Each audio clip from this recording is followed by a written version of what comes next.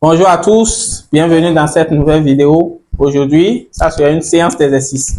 Je vais essayer de vous expliquer 3 exercices rapidement.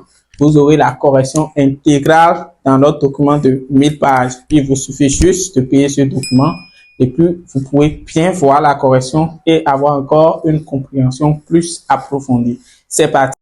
Découvrez la librairie gratuite pour nos livres sur filièretechnique.com.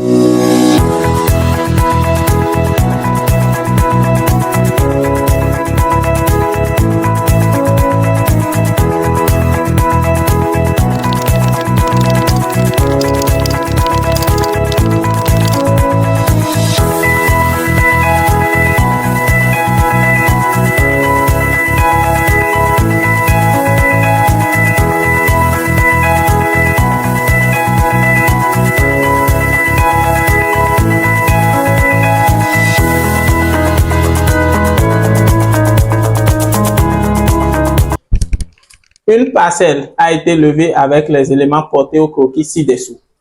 On nous a donné S1D, la distance S1, S2, la distance S1C, la distance S2A, la distance S2B. On nous a donné l'angle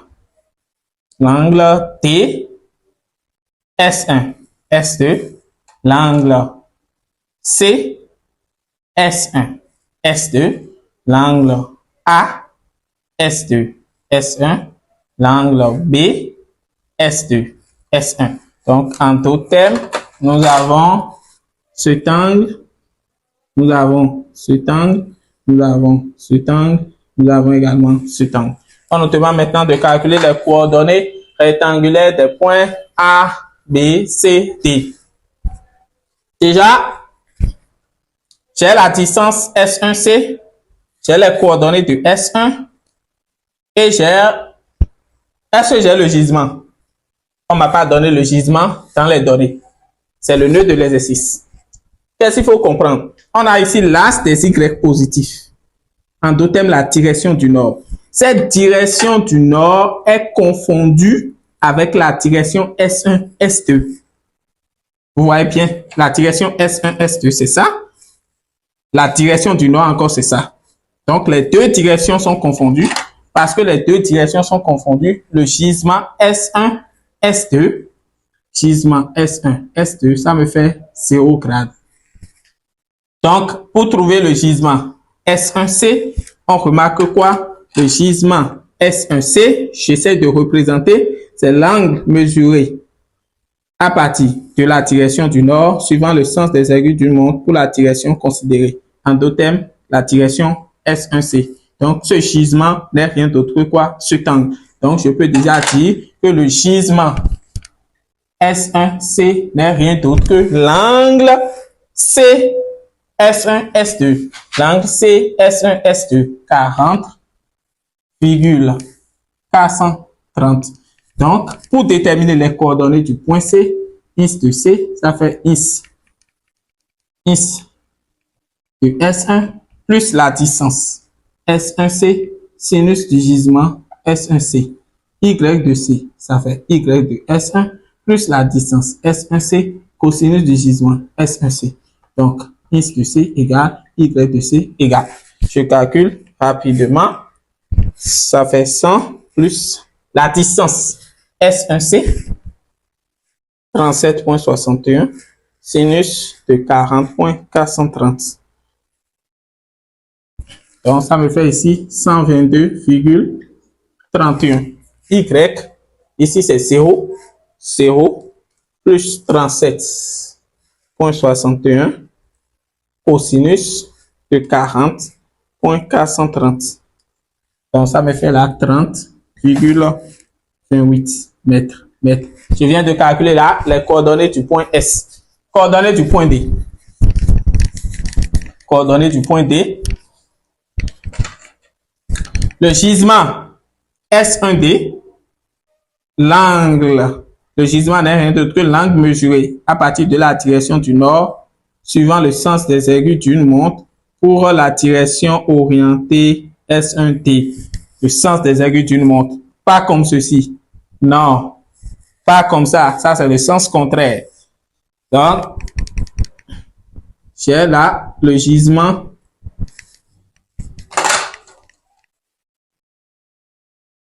Ça, c'est le gisement S1T.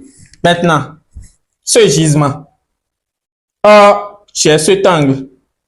On remarque quoi? Quand on fait K100 moins cet angle, on retrouve cet angle extérieur. Et cet angle extérieur n'est rien d'autre que le gisement. Donc là, le gisement S1D, ça fait K100 moins l'angle TS1S2. TS1S2. K100 moins l'angle TS1S2, ça fait K100 moins 61,930.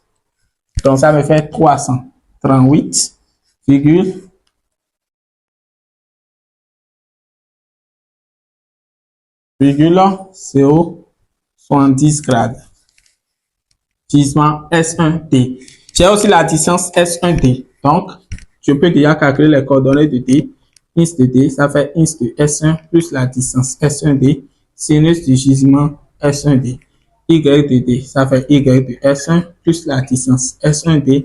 Cosinus du gisement S1D.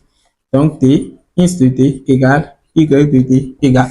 Donc, ça me fait quoi? 100 plus la distance S1D, 52,14, sinus du gisement S1D, 338,070.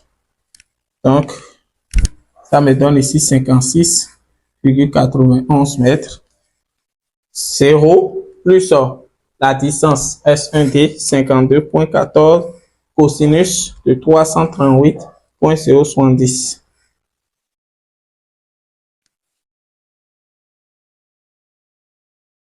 Je viens de déterminer les coordonnées du point D. Les coordonnées du point A maintenant. Les coordonnées du point A. Ici, on remarque que le point A est rattaché à S2. Le point B aussi est rattaché à S2. Donc, il me faut d'abord déterminer les coordonnées du point S2. On m'a donné la distance S1, S2. Donc, pour déterminer les coordonnées de S2, c'est très simple. Je connais déjà le gisement S1, S2 qui fait 0 grade. Je connais aussi la distance S1, S2. On m'a donné ça ici, 154,43. Donc, je peux déjà calculer les coordonnées de S2. Ins de S2, ça fait ins de S1 plus S1, S2. Sinus du gisement S1, S2. Y de S2, ça fait Y de S1 plus S1, S2. Cosinus du gisement S1, S2. Donc, S2. Ins de S2, ça me fait Y de S2, ça me donne ins de S1, 100 plus 154,43 sinus du gisement 0. Donc, ici, ça me fait encore 100,00 mètres. Y 0 plus 154,43 cosinus de 0, ça me fait encore 154,43 mètres. Là, j'ai les coordonnées de S2. Donc, qu'est-ce que je remarque? Je voudrais maintenant déterminer le gisement S de A. C'est très simple. Le gisement S de A, dans ce cas, ça fait ça. Donc, tout ceci, ça me fait 200. Tout ceci, ça fait 200. Donc, il faut juste faire quoi? 200 plus ça. En d'autres termes, ça fait le gisement S de S1. Gisement S de S1 plus l'angle qui est là. Donc, je vais mettre directement gisement S de A égale à gisement S de S1 plus l'angle AS2 S1. Donc, ça me fait 200 plus l'angle AS2 S1, 37,570. Donc, ça me fait là 237,570 grades. Donc, les coordonnées du point A, ins de A, ça fait ins de S2 plus la distance S de A, sinus du gisement S de A. Y de A, ça fait Y de S2 plus S de A, cosinus du gisement S de A. Donc, ça me fait 100 plus distance S de A, 51,14. Sinus du gisement S de A, 237,570. Donc, ça fait 71,54 mètres. Y de S2, toujours 154,43 plus la distance S de A, 51,14. 51,14. Cosinus du gisement S de A, 237,570. Donc, j'ai là 111,94 mètres. Là, je viens de calculer les coordonnées du point A. Maintenant, les coordonnées du point B, pour trouver le gisement S de B, le gisement S de B, je fais 200 moins cet angle. 200 moins cet angle. 200 moins cet angle. Gisement S de B. Donc, gisement S de B, ça fait 200 moins l'angle S1, S2, B. Donc, 200 moins l'angle B, S de B, S de 1, voilà, 48,930. Donc, ça fait 151,07, 0,70, 0,70 grades. Donc, pour déterminer les coordonnées de B, ça fait ins de B, ça fait ins de S2, plus la distance S de B, sinus du gisement S de B. Y de B, ça fait Y de S2, plus S de B, cosinus du gisement S de B. Donc, ins de, ça fait 100, plus S de B, S de B, la distance S de B, 39,94, plus 39,94, sinus du gisement, 151,070. Ça fait 127,78 mètres. Y de S2, Y de S2, 154,43, plus la distance S de B, 39,97, cosinus du gisement S de B, cosinus du gisement S de B, 151,070. Donc, ça me fait là 125,70. Je viens de déterminer là les coordonnées des 4 points. Ensuite, on me demande les angles et les côtes périmétriques. C'est très simple. Différence de gisement. Différence de gisement me donne les angles. J'ai A ici, B, C et D. Donc, différence de gisement. Ça, gisement AD moins gisement AB me donne l'angle en A. Gisement BA moins gisement BC me donne l'angle en B. Gisement CB moins gisement CD me donne l'angle en C. Gisement DC moins gisement DA me donne l'angle en D. Je fais la somme des 4 angles, je dois trouver 400 grades et après je calcule les côtes périmétriques qui me fait racine carrée de θ x au carré plus θ y au carré. L'exercice est corrigé dans notre document de 1000 pages. Tout ceci se fait dans un tableau bien dressé et je vous ai dans la vidéo précédente et dans l'une de nos vidéos, j'ai expliqué comment calculer le gisement. Tout ça aussi se fait dans un tableau. Je vous conseille de prendre le document et de vous exercer. On passe au second exercice. Là, c'est le second exercice. Toujours une parcelle a été levée avec les éléments portés au croquis. On a la distance S1A, S1D, S2B, S2C. Bien. L'exercice se trouve également dans notre document de 1000 pages. Bien corrigé.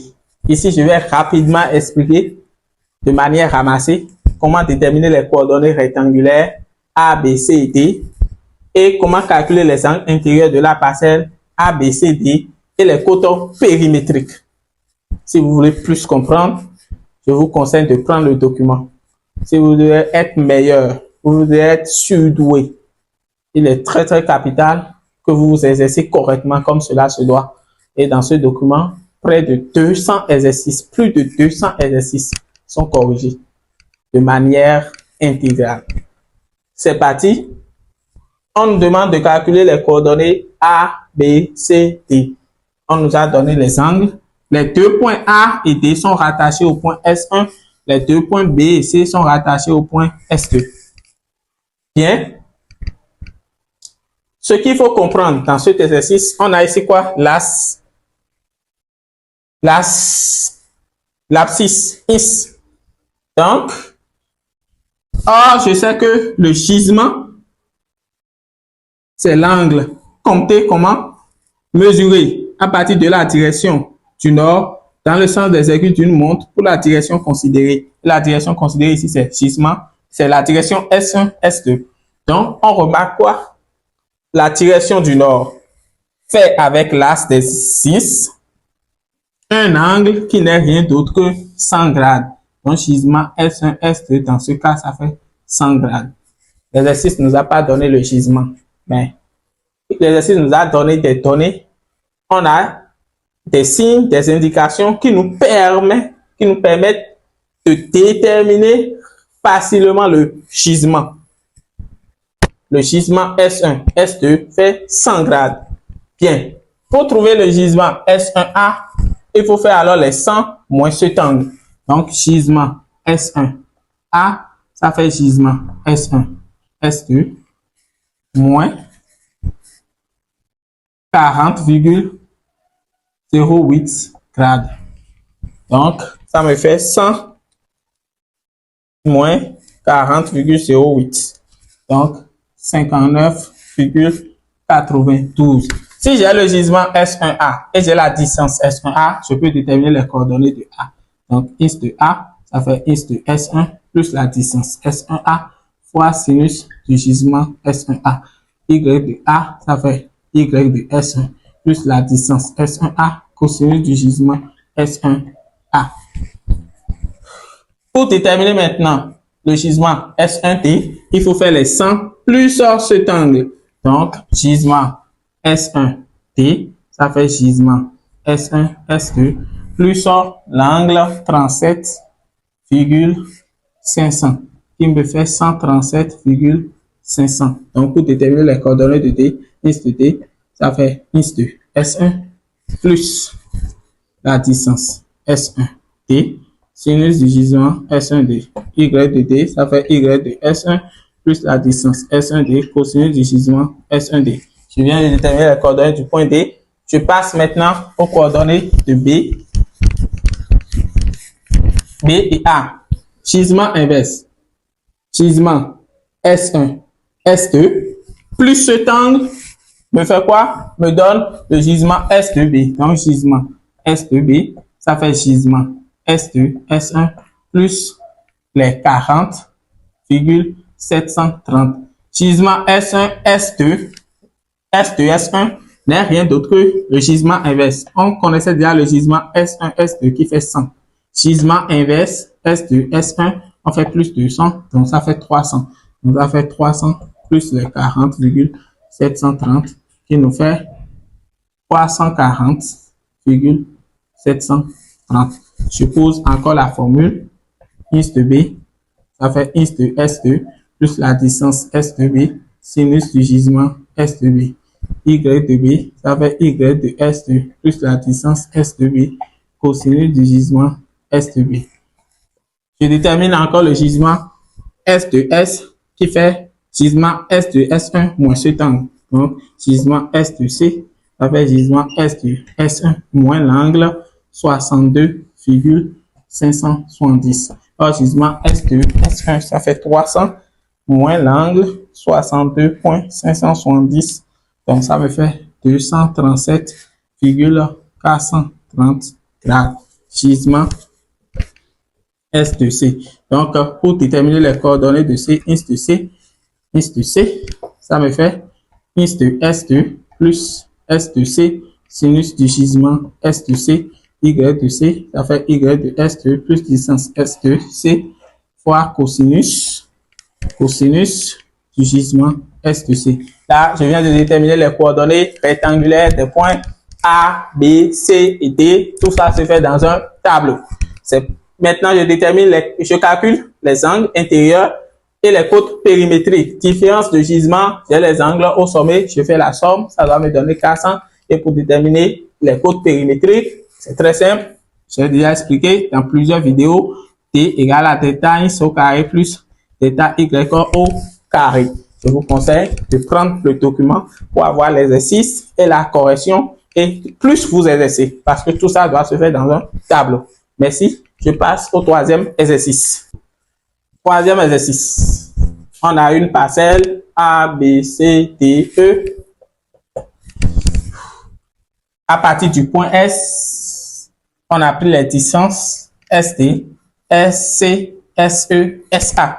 On me demande toujours de calculer les coordonnées rectangulaires. NB ici, on prend SC comme l'axe des Y positif. Donc si SC est l'axe des Y positif, c'est que la direction du nord est confondue avec SC. Donc en d'autres termes, le gisement SC, là ça fait 0 grade. On a la distance SC, donc déjà là je peux déterminer les coordonnées du point C, n'est-ce pas? Donc ins de C, ça fait ins de S, on a les coordonnées de S, plus la distance SC, sinus du gisement SC.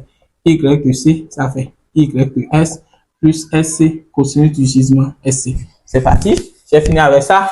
On veut déterminer les coordonnées du point D. Les coordonnées du point D, le gisement SD, c'est l'angle mesuré à partir de la direction du nord, suivant le sens des cercles du monde pour la direction considérée SD.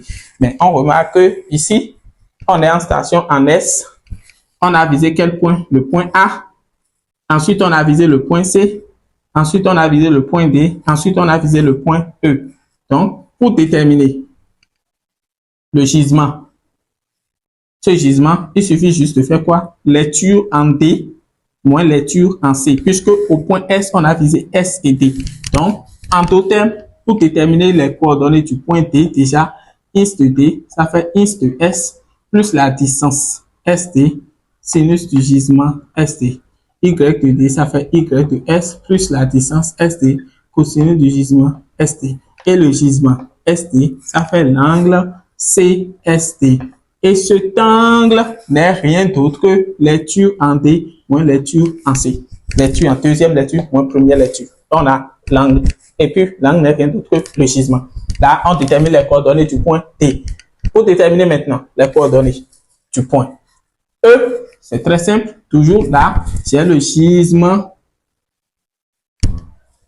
J'ai le gisement SE. Au point S, on a visé toujours C. On a visé le point E. Donc, je fais toujours deuxième lecture moins première lecture.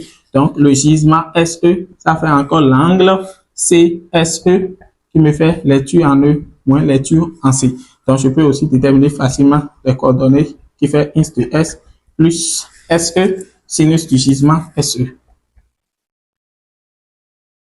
Y de E qui fait Y de S plus SE, cosinus du gisement SE. On a les coordonnées du point E. Donc, ça me manque les coordonnées du point A. Je détermine les coordonnées du point A aussi rapidement. Je vous l'explique. Les coordonnées du point A, là, ça me fait gisement SA. Gisement SA. Si là, ça me fait gisement SA. Au point S, on a visé, dans ce cas, vous remarquerez qu'au point S, on a visé le point A d'abord, avant de viser le point C. Donc, c'est cet angle que nous avons. C'est cet angle. Donc, l'angle ASC, ça fait lecture en C moins lecture en A. Or, le gisement, c'est ça. Donc, en d'autres termes, le gisement, c'est l'angle extérieur. Donc, pour trouver ce gisement, il faut faire 400 moins cet angle. Donc, pour trouver le gisement SA, il faut faire 400 moins l'angle ASC. Et on a le gisement SA. Ici, on a le gisement SA. On peut déterminer les coordonnées du point A qui fait ins de S plus SA, sinus du gisement SA, Y de A égale à Y de S plus SA, cosinus du gisement SA. Après ça, on me demande les côtes périmétriques. Rapidement, vous pouvez déterminer distance. Ça fait θ ins au carré plus θ y au carré. En d'autres termes, ça, ins de B moins ins de A. Si je veux déterminer peut-être la distance SC, ça fait ins de S moins ins de C moins ins de S, le tout au carré, plus Y de C moins Y de S, le tout au carré. Là, c'est la distance. Après ça, on me demande de calculer les coordonnées rectangulaires du point B. Ici, pour déterminer les coordonnées rectangulaires du point B, vous allez d'abord considérer ce triangle, le triangle ACS. Vous allez résoudre ce triangle. Dans ce triangle, on a trois données. On a la distance AS, la distance SC et cet angle. On peut résoudre ce triangle. Et en même temps, on a cet angle et cet angle.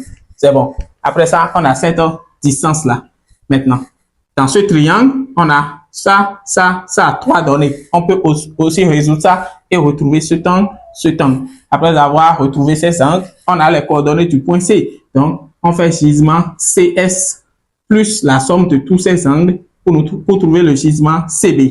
On trouve le gisement CB, on a la distance CB, on a déjà les coordonnées du point C, on peut calculer les coordonnées du point B et aussi on peut en fait faire contrôle. On contrôle avec le gisement AB en faisant gisement quoi? Gisement AS moins tout ce temps pour trouver le gisement AB.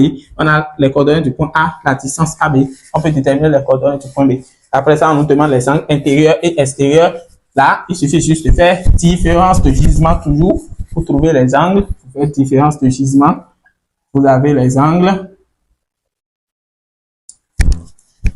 Là, on a B, A, C, D, E. Différence de gisement, on a les angles qui sont là. Maintenant, pour trouver l'angle extérieur, étant donné qu'on a l'angle intérieur, il faut faire 400 moins l'angle intérieur pour trouver l'angle extérieur. Et c'est parce que nous sommes en grade. Si on était en degré, ça fait 360 degrés moins ça.